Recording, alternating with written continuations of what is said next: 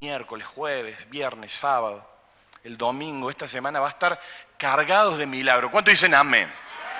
Va a estar cargadas de milagro, va a estar cargadas de bendiciones de Dios. Esto va a ir en aumento. Pero para que esto vaya en aumento, primero hay que romper ciertas cosas, ¿sí? Primero tenemos que romper con ciertas actitudes y tenemos que tener una apertura genuina hacia nuestro Dios. ¿Amén? Para poder receptar todo lo que Dios quiere para nosotros, para nuestras vidas. Y muchas veces nosotros, hablando de este tema del verdadero arrepentimiento, le pedimos que su reino sea establecido, así como dice en Mateo 6:13, líbranos del mal. Nosotros siempre le pedimos a nuestro Dios, líbranos del mal, pero también libra a mi familia del mal, ¿o no? Libra a mi esposa del mal, libra a mis hijos del mal, líbranos del mal. Libra a mis padres del mal, libra a todos mis seres queridos del mal, porque eso tiene que ser nuestro pedido hoy. Nuestro pedido, porque hay muchas familias, hay mucha gente que se está perdiendo, porque no hay un verdadero arrepentimiento, hay familias que se están dislocando, hay familias que se están desuniendo, porque no hay un verdadero arrepentimiento, no hay un arrepentimiento genuino. Y yo en esta noche quiero que analicemos, quiero que nos pongamos en una situación a lo mejor de jueces. ¿Vieron como los programas de televisión? Para evaluar, para rankear. Bueno, yo les voy a hablar de 5 familias y yo quiero que ustedes las ranqueen. ¿Cuál es la peor? Del 1 al 10. ¿Cuál es la peor familia? Y son familias bíblicas, familias de personajes que conocemos, que hemos estudiado mucho desde la escuela dominical. Y pónganse en esa posición, a ver, ¿cuál es la peor familia? ¿Cuál es la peor familia que vamos a ver en esta noche? Por eso yo les decía, líbranos del mal, libra a mi familia del mal. Y ¿cuántos creen en el poder de la oración? Yo creo en el poder de la oración porque yo sé que soy fruto de la oración de mis padres y sé que la oración de mis padres me han salvado de las garras del enemigo. Por eso vos tenés que estar en constante guerra contra el enemigo por tus hijos, en oración. Dios te ha mandado a orar por tu familia, por los tuyos. Y siempre a mí me causa dolor ver a muchos gente que es cristiana y sus familiares por ahí no se congregan o a lo mejor se congregaban y se apartaron y eso causa mucho dolor. Por eso yo quería hacer metafóricamente y ejemplificarlos con estas familias que están en la Biblia, que son familias que todos ustedes las van a conocer. Por eso les decía, las evaluemos, hagamos este ejercicio de evaluarla, a ver cuál fue la peor. Y ya vas a ver que al ver estas familias te vas a dar cuenta, y bueno, yo que pensaba que en mi casa pasaba lo peor, aquí con esta familia la verdad que lo mío es mínimo. Pero bueno, vamos a ver estas familias. Y miren la familia de Aarón, la familia de Elí, los hijos de Samuel, los hijos de David, el hijo del rey Ezequías. Eran gente que tenían un futuro brillante, ¿no? Pero lamentablemente se apartaron del plan. Se apartaron del plan como muchos de nuestros vecinos, familiares, amigos se apartan de Cristo y se pierden ese verdadero arrepentimiento para que Cristo vive en nuestras vidas. Fíjense y colóquense rankeando, como les dije recién, del 1 al 10, a ver cuál es la peor familia. ¿Se animan a hacer este ejercicio? Y vamos a leer, miren, ¿se acuerdan de Aarón? Aarón era el hermano de Moisés. Miren lo que dice acerca de los hijos de Aarón. En Levítico 10 dice, Nadab y Abiú, hijos de Aarón, tomaron sus respectivos incenciarios y después de poner fuego en ellos y echar incienso sobre él, ofrecieron delante del Señor, ¿qué? Fuego extraño, que él no les había ordenado. Y de la presencia del Señor salió fuego que los consumió, dice la palabra de Dios, y murieron delante del Señor. Fíjense cómo mueren los hijos de este gran hombre de Dios, de Aarón. Fíjense.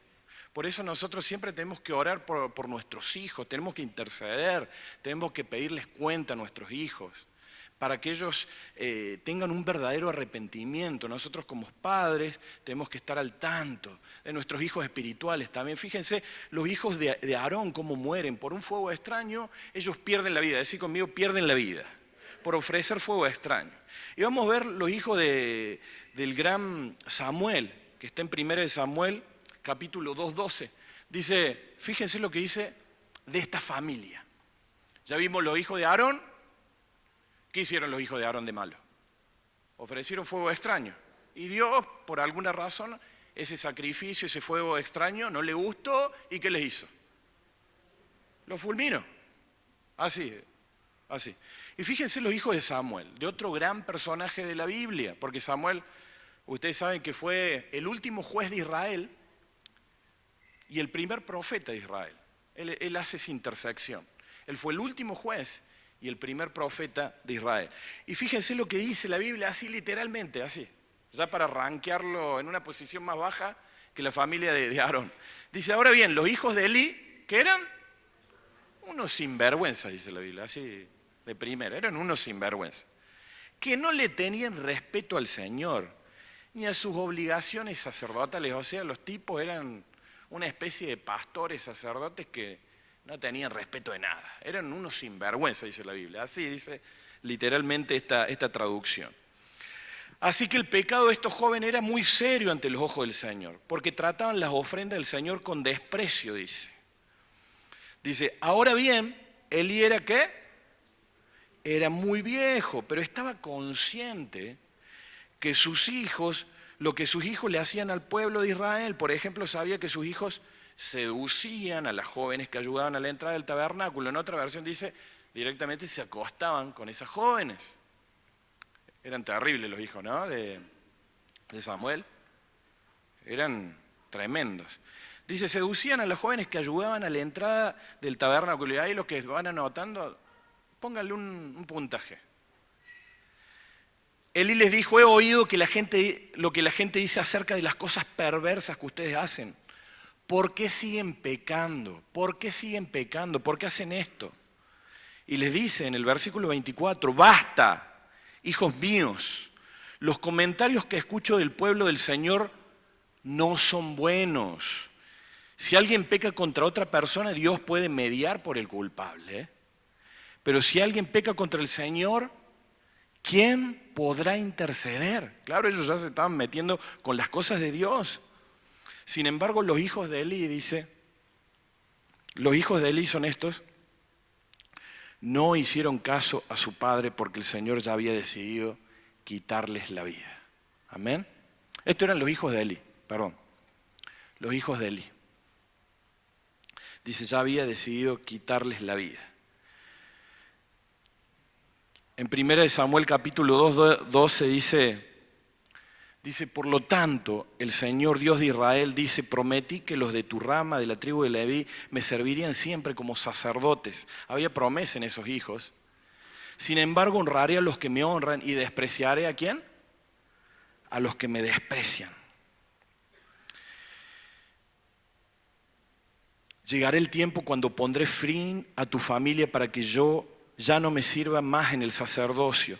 Todos los miembros de tu familia morirán antes de tiempo. Ninguno llegará viejo. Fíjense cómo esa maldición que los hijos de Elí reciben les llega a tal punto que les dice, todos los miembros de tu familia morirán antes de tiempo. Ninguno llegará viejo. Tremendo, ¿no? Tremendo. Recién vimos los hijos de Aarón que fueron literalmente consumidos por un fuego extraño. Acá Dios le dice a estos hijos de que ninguno iba a llegar a viejo. Por eso le digo a los padres, hay consecuencia cuando nuestros hijos se alejan de Dios. Procuren de que haya un verdadero arrepentimiento. Por eso yo te pregunto en esta noche, ¿cómo están tus hijos hoy? ¿Cómo están tus hijos? A los hijos les pregunto, ¿cómo están tus padres? Te pregunto, ¿cómo está tu familia? ¿Cómo está tu familia? ¿Cómo está tu relación con tus suegros? Dios te está hablando en esta noche. ¿Cómo está tu relación con tu suegra? Miremos ahora los hijos del gran profeta Samuel. Ahora sí es Samuel. Fíjense Samuel. Esto está en 1 Samuel 8, 1, 3 y 5. Y dice la palabra de Dios, cuando Samuel envejeció, nombró a sus hijos como jueces ¿de qué? De Israel. Pero ellos no eran como su padre. No eran como su padre, no eran como Samuel. Porque codiciaban, ¿qué codiciaban? El dinero. Fíjense los problemas familiares que habían en estos hombres de Dios. En las familias. Los hijos de Samuel codiciaban el dinero, aceptaban sobornos, pervertían la justicia. Finalmente todos los ancianos de Israel se reunieron en Ramá para hablar del asunto con Samuel.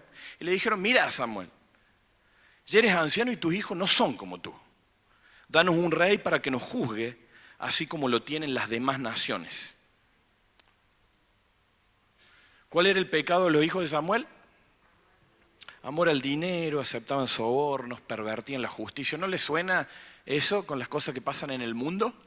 Amor al dinero, los gobiernos, los malos gobiernos, sobornos. Todo eso pasaba en la casa del gran Samuel. ¿Recuerdan Samuel quién fue? Samuel fue una persona que se crió en el templo. Su madre lo dio en adopción porque fue el fruto de una promesa y se crió con el sacerdote Eli, ¿recuerdan? Con el que los hijos seducían a las doncellas y se acostaban. Samuel también tuvo problemas con los hijos. Y fíjense, aceptaban sobornos, pervertían la justicia. Fíjense, vamos a ir a otra familia que ustedes la deben conocer muchísimo, la familia de David, del gran rey David. ¿Quién ama la historia del rey David? Grandioso hombre de Dios, ¿o no? Pero ese grandioso hombre de Dios, ese gran rey, ese gran administrador, tenía unos problemas familiares tremendos, tremendos. Y fíjense, los vamos a ver. En la vida de David, en la vida de sus hijos, hubo violación, hubo incesto, hubo asesinatos. Cuenta y relata la palabra de Dios que en un episodio estaba Amnón, que era uno de sus hijos, y dice la palabra de Dios literalmente que se había enfermado de amor.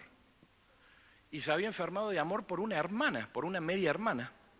Entonces Amnón lo que hace es hacerse pasar por enfermo y le pide ahí a su padre que mande a Tamar, a una pequeña de 14, 15 años, a que lo vaya a cuidar. Y él estaba enfermo. Recuerden esta palabra, enfermo. Enfermo de amor, dice la palabra de Dios. Y le manda a llamar y Tamar va y lo cuida. Y él, que era un hombre presto para la batalla, era un hombre guerrero, era un hijo de David. Él sabía cómo ejercer violencia. Él viola a su hermana. Él la ultraja. Y dice la palabra de Dios que esta niña de 14, 15 años se rasga las vestiduras de colores que usaban las doncellas vírgenes y comienza a gritar, mi hermano me violó, mi hermano me violó. Tremendo, eso pasó en la casa del rey David, en la familia del rey David, en el seno de la familia. Entonces Absalón la manda a llamar a Tamar para que viva en su casa, esperando la justicia del padre, esperando de que su padre haga algo a su hermano, a Amnón, que le haga algo. Pero dice que David no le hizo nada. No le hizo nada. Entonces, solamente la palabra de Dios cuenta de que David se enfureció y no hizo más nada. Decí conmigo, no hizo más nada David. No hizo más nada. Ahí apareció Absalón, que fue otro hijo de David, que fue un asesino, un rebelde. Y él espera 2 años a que su padre haga justicia. Imagínense, le habían violado a su hermana y él quería justicia. Y como ve que su padre no hacía nada, ¿recuerdan lo que hace Absalón? organiza una fiesta y lo tiene que emborrachar al hermano, porque Amnón, recuerdan que era un hijo de David, por lo tanto sabía de guerra, sabía pelear. No era fácil matar a un hijo de David. No era fácil matar a un hijo de David. Entonces lo emborracha y él manda matar a su medio hermano. Y ahí muere el hijo de David, Amnón. Fíjense todo lo que pasó ya. Violación, incesto, asesinatos entre hermanos, a traición. Otro hijo de David, llamado Adonías, lo llaman el usurpador del trono. Él organiza, dice la Biblia, como un golpe de Estado. Él recluta parte del ejército para tomar el reino. Y la Biblia dice, fíjense lo que dice en 1 Reyes 1:6, David nunca lo contrarió ni le pidió cuentas a su hijo. No le importaba. El tipo le había organizado un golpe de Estado. Adonías. Fíjense todo lo que le pasó a David. Sus propios hijos. Un golpe de Estado Adonías. David nunca le pidió cuentas. Y el mundo moderno, no sé si se dan cuenta, utiliza eso hoy. De que no le pidas cuentas a tu hijo, no lo castigues, no le pongas penitencia porque le vas a causar un trauma al chiquito, no. Le va a causar un trauma, no. Y David dice que nunca lo contrarió ni le pidió cuenta. Ese era el gran rey David en su seno familiar.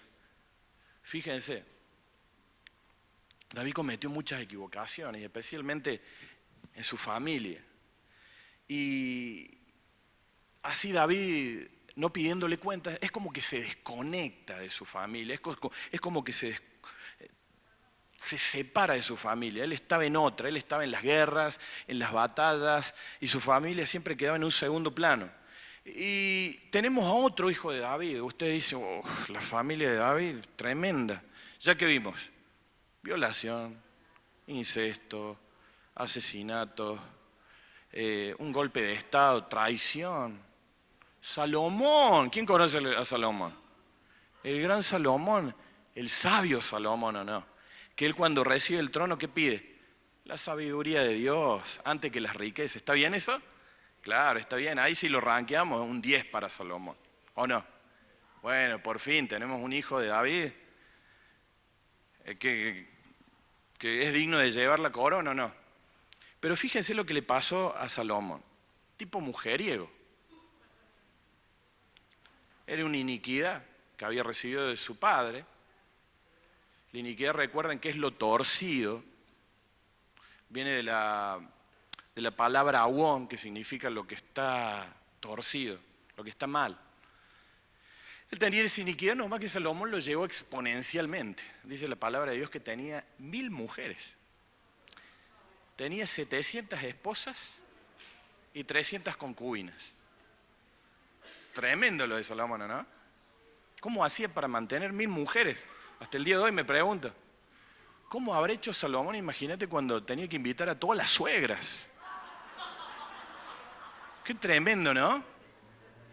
Qué bárbaro.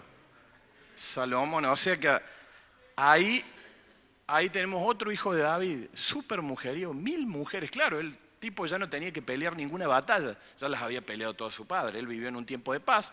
Lo único que le quedaba era disfrutar, gozar de los placeres de la vida, gozar de la riqueza. Y fíjense, que dijimos, le ponemos un 10. Fíjense lo que causa todo esto a Salomón, y esto está en 1 Reyes 11. Y dice la palabra de Dios de esta manera, dice, ahora bien, el rey Salomón amó a muchas mujeres extranjeras. Además de la hija del faraón, se casó con mujeres de Moab, de Amón, de Edom, de Sidón, de los hititas, de todos lados. El Señor había instruido claramente a los israelitas cuando les dijo no se casen con ellas porque le desviarán el corazón hacia sus dioses. Sin embargo, Salomón se empecinó en amarlas. ¿Recuerdan el otro hermano se enfermó de amor? A le pasó lo mismo, se empecinó en amarla. Había una iniquidad muy fuerte en el área sexual, en la familia de David. Sin embargo, Salomón se empecinó en amarlas, dice. En total tuvo 700 esposas de cuna real y 300 concubinas. En efecto, ellas apartaron su corazón del Señor. El gran Salomón, que había empezado su reinado de punta en blanco, pidiendo la sabiduría de Dios, terminó en la locura, terminó desvariando, terminó muy mal. Ahí empieza la desunión del pueblo de Israel, sus hijos se separan. Y ahí comienza una desunión terrible cuando estudiamos y ahondamos más la palabra. Pero fíjense todas las cosas que pasa David. David, uno de los personajes que más admiramos en la palabra de Dios, en la Biblia. David representa, ¿recuerdan? El guerrero. ¿Qué más representa? El mata gigantes, el adorador, representa el salmista, el pastor. ¿Cómo es que un rey termina así solo? Porque David termina solo, con frío. David tenía muchísimos problemas familiares. Por eso te decía, ranquemos esta familia y te vas a dar cuenta que tus problemas familiares son una gotita. Y estos eran unos hombres de Dios. ¿Fueron usados por Dios? Entonces, ¿cómo Dios no nos va a usar? ¿No se merece un aplauso Dios? Dios nos va a usar. Dios te va a usar a vos. Aún en medio de los problemas familiares que tengas, Dios te va a usar. Dios te va a usar. No importa cómo esté tu familia hoy. No importa cómo estés vos hoy. Dios hace todo nuevo, amén. Y la peor pregunta que le podríamos hacer a David, si lo tuviéramos acá al frente, es preguntarle lo que recién yo les pregunté a ustedes. David, ¿cómo están tus hijos? Es lo peor que le podríamos preguntar. Pues David se empezaría a acordar, hubo violación, hubo incesto, hubo asesinato entre mis hijos, hubo traición, mi hijo Salomón se volvió loco. Y muchas veces nos podemos preguntar cómo un hombre conforme al corazón de Dios, porque así Dios lo llama, así la palabra de Dios lo llama, un hombre conforme al corazón de Dios. ¿Cómo puede tener tantos problemas familiares? Recuerdan, David hizo muchas cosas, unificó el pueblo de Israel, las tribus de Israel, las 12 tribus, dirigió conquistas militares, mató al gigante, ¿recuerdan? El gigante Goliat, esa historia tan hermosa. Trajo de regreso el arca, hizo cosas grandiosas David, pero codiciar y acostarse con Betsabé fue un gran error. Y matar al esposo de Betsabé fue muy cruel. Pero ser mujeriego y ser un padre ausente, a David le hace pagar un costo muy caro en su familia. Y fíjense, no encontramos un salmo, un episodio en la Biblia donde David haya orado por sus hijos. Fíjense, la única ocasión que él hace un ruego por su hijo es cuando Absalón muere y dice, ay Absalón, hijo mío, ojalá hubiera muerto yo. Esa es la única vez que vemos a David decir algo de sus hijos. ¿Recuerdan? David ora contra los filisteos, David ruega por Saúl, ora por Saúl, ora por Jonathan, su amigo, pero no hay ni un salmo dedicado a su hijo. El gran rey David ni un salmo le dedica a su hijo. David, el hombre que fue conforme al corazón de Dios, ¿le erró como padre o no? Fue un pésimo padre. No pudo mantener su hogar firme. Entonces, cuando Dios trae una palabra como esta a la iglesia, a mensaje de paz,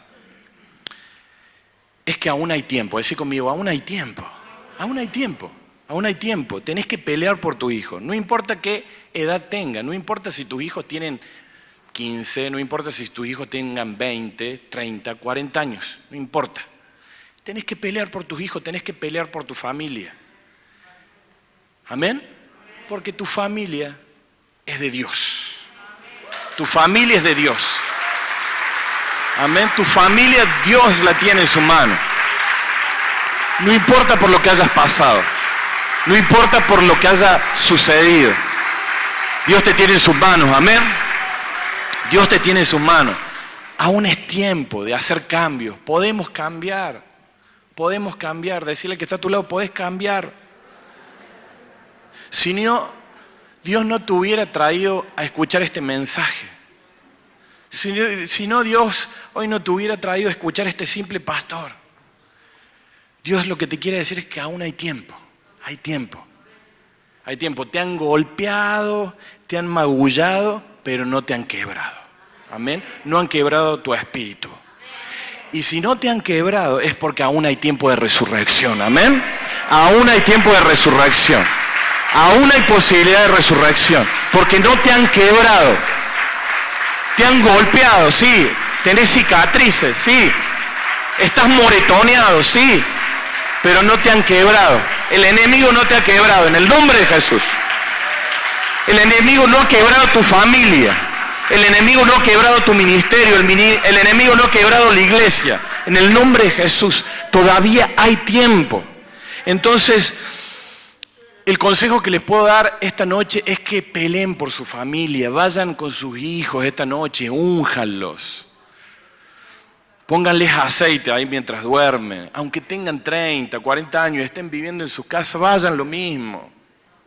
Pues son sus hijos, son su herencia. Y vieron que fuimos escalonando. Cada familia fue de peor en peor. Unos amaban el dinero, otro Dios los consumió. Otros se acostaban con las mujeres del templo. Los hijos de David. Hubo violación, hubo asesinatos. Pero le voy a contar de otra familia. Y fue la familia de Ezequías. Su hijo se llamaba Manasés, decí conmigo, Manasés. Ese era el hijo de Ezequías. Y fíjense la Biblia lo que dice. Este para mí fue el peor. Yo si tengo que hacer un ranking, en mi cuaderno el peor fue Manasés.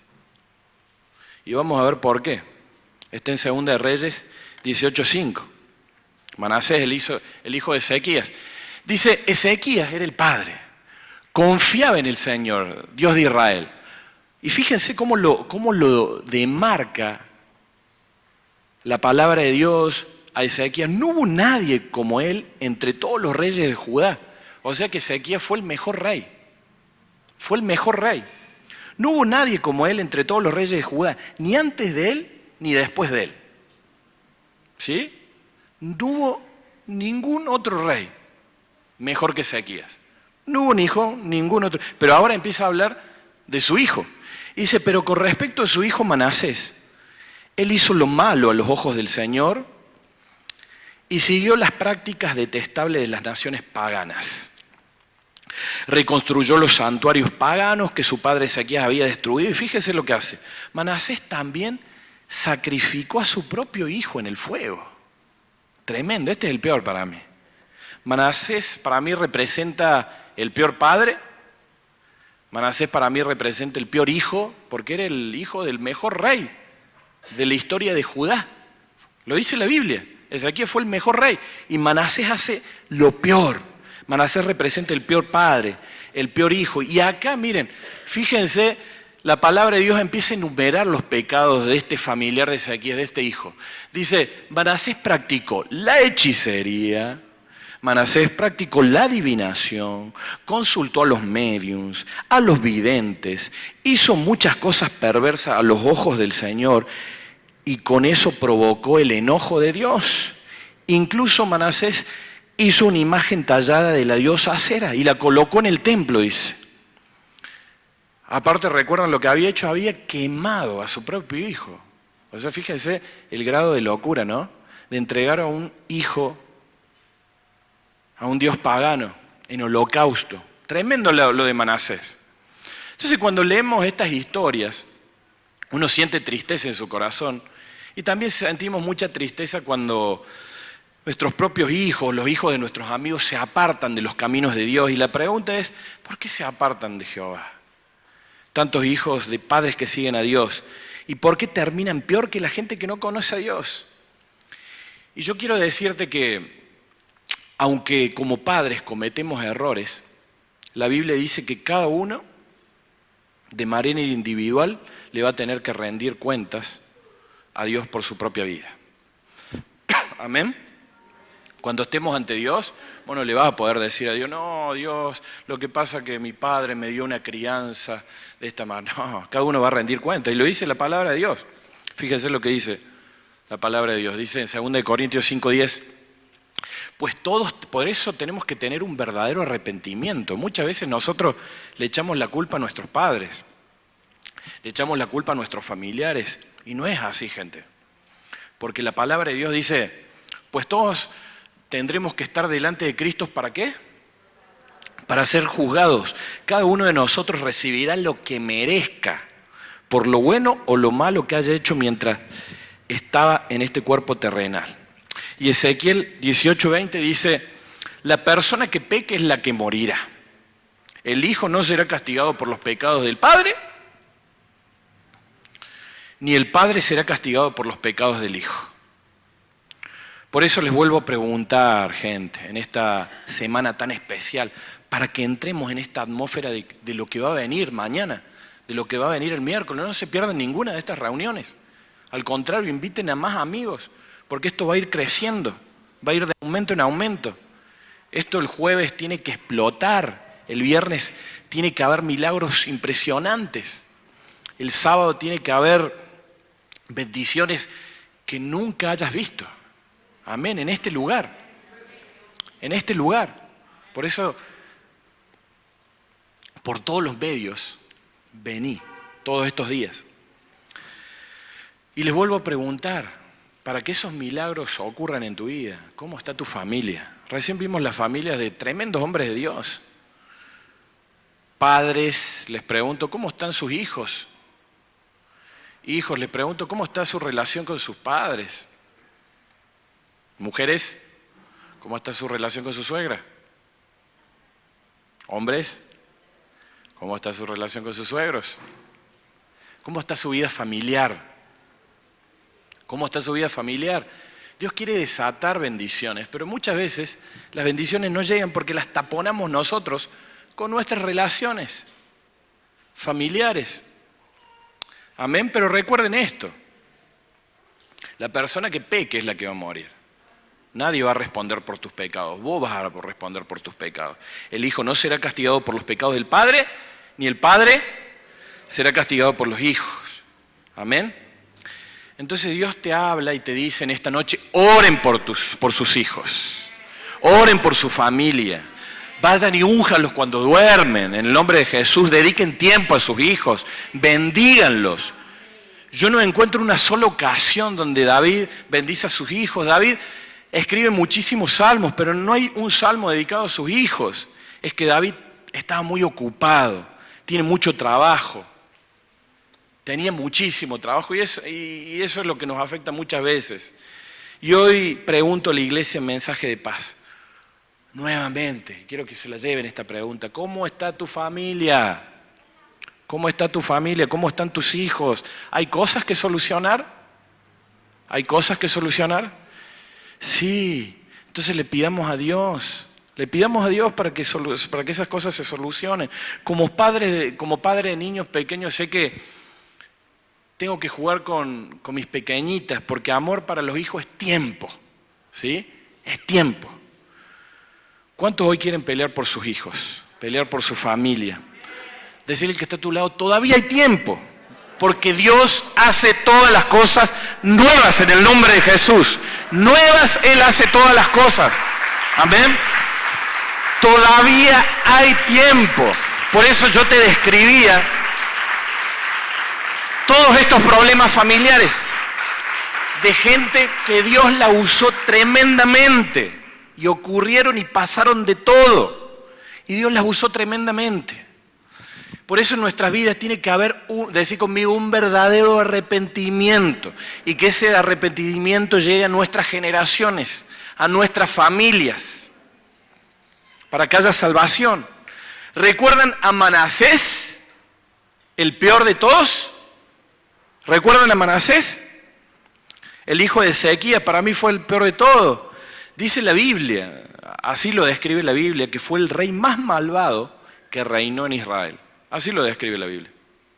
Fue el rey más malvado que reinó en Israel, Manasés. Recuerda, reconstruyó altares paganos, altares que su padre Ezequías había derribado, construyó ídolos, sacrificó a su propio hijo. Por 55 años Manasés hizo todo tipo de mal. Todo tipo de mal hizo Manasés. Y lo describe la palabra de Dios. Dice, Manasés practicó la hechicería, la adivinación, consultó a los médiunos, a los videntes, sacrificó a su hijo.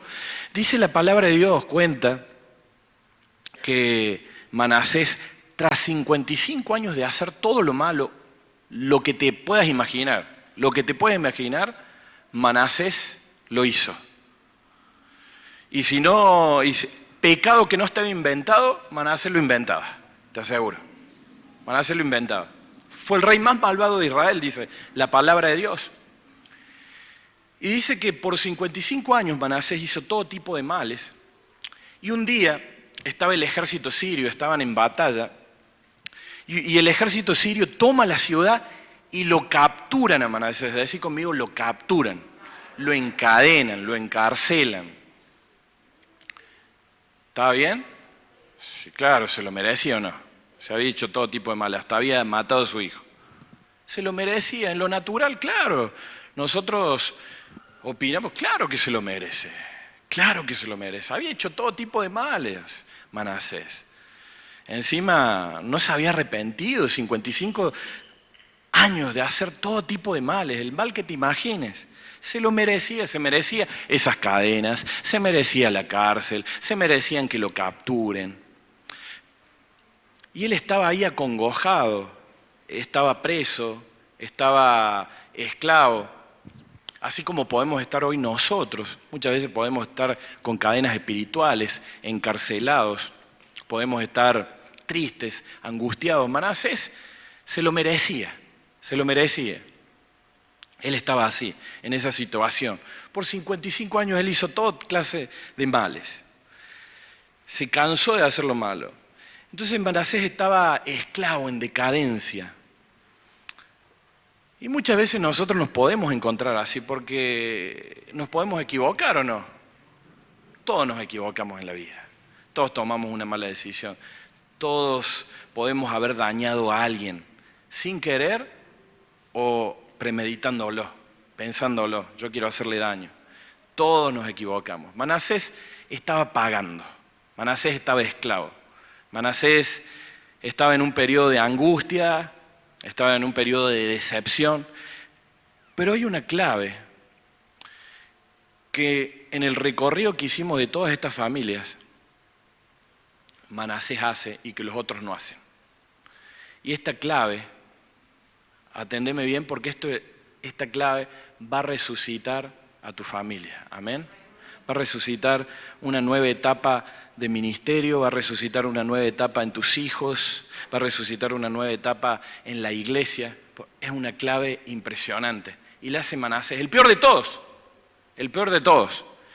Fíjense lo que dice Manasés, lo que hace. El hijo del mejor rey de Judá, el hijo de Ezequías. Dice en 2 de Crónicas 33.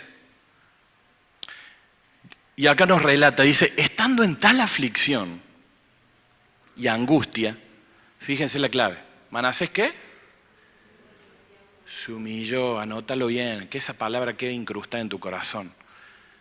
Verdadero arrepentimiento.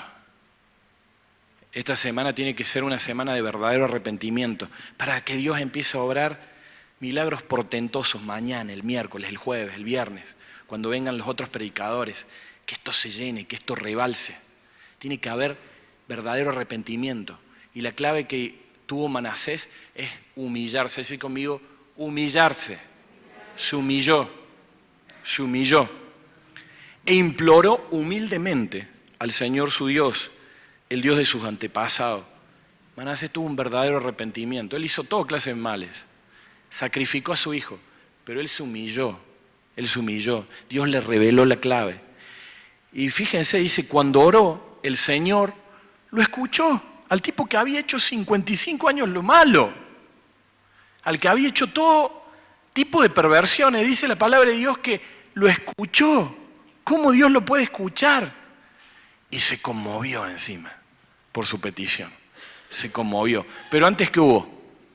Humillación. E imploró humildemente. Así que el Señor dice, hizo que Manasés regresara a Jerusalén y a su reino. Entonces Manasés finalmente se dio cuenta de que el Señor es el único Dios. Amén, gloria a Dios.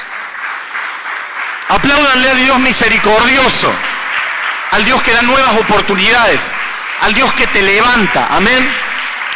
Dios hoy levanta nuevamente este ministerio en el nombre de Jesús. Una vez más, una vez más, una vez más, en el nombre de Jesús. Y esto es una clave tremenda, gente. Esto es una clave que se tienen que llevar en su corazón. Dios hoy te dice, no me importa lo que hayas pasado. No me importa por lo que hayas pasado tu familia. No me importan las situaciones que hayan ocurrido en tu familia. Lo que quiero hoy es humillación, que te humilles. Que me implores humildemente. Y yo te voy a escuchar como escuché al peor de los reyes, a Manasés. Yo te vengo a escuchar, dice Dios, hoy, aquí en Mensaje de Paz. Pero tiene que estar incrustado en tu corazón, en tu alma, en tu mente, en tu espíritu. Humillación. Humillación. Porque ¿saben qué? Jesús fue el que se humilló, se hizo hombre, para el perdón de nuestros pecados. Entonces, ¿cómo, si Jesús se humilló, cómo nosotros no hemos de humillarnos ante Dios? ¿Cómo nosotros no vamos a hincar rodillas ante Dios? Esta es una clave, gente. ¿Ustedes quieren que Dios sane su tierra? ¿Ustedes quieren que Dios sane su familia? ¿Ustedes quieren que Dios restaure su matrimonio? Es una clave y Manasés la recibió y recibió de nuevo su reino y pudo reinar en paz.